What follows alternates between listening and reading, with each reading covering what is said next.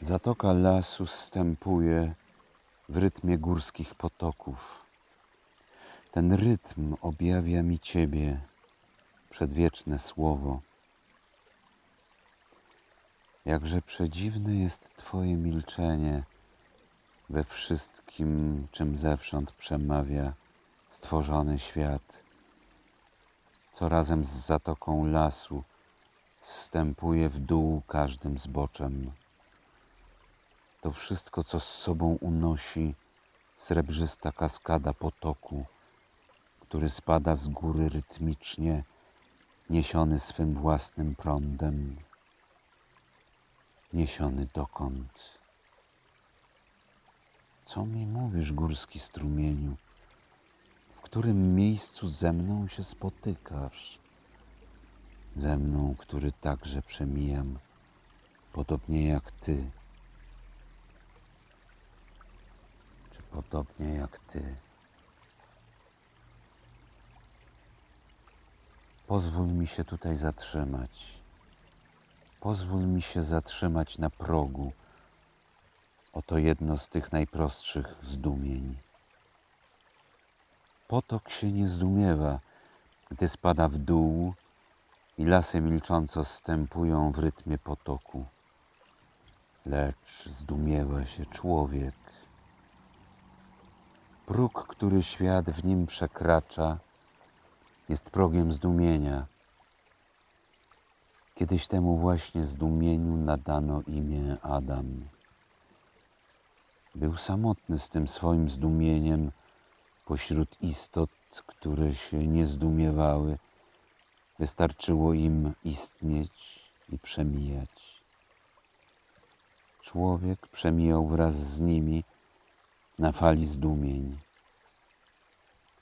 Zdumiewając się, wciąż się wyłaniał z tej fali, która go unosiła, jakby mówiąc wszystkiemu wokoło: zatrzymaj się, masz we mnie przystań. We mnie jest miejsce spotkania z przedwiecznym słowem.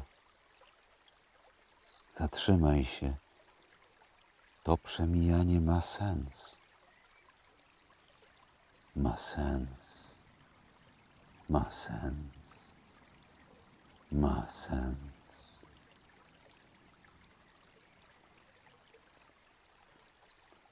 Zatoka lasu zstępuje w rytmie górskich potoków. Jeśli chcesz znaleźć źródło, musisz iść do góry pod prąd. Przedzieraj się, szukaj, nie ustępuj. Wierz, że ono musi tu gdzieś być. Gdzie jesteś, źródło? Gdzie jesteś, źródło? Cisza. Strumieniu, wleśny strumieniu, odsłoń mi tajemnicę swego początku. Cisza. Dlaczego milczysz? Jakże starannie ukryłeś tajemnicę Twego początku. Pozwól mi wargi umoczyć w źródlanej wodzie. Odczuć świeżość, ożywczą świeżość.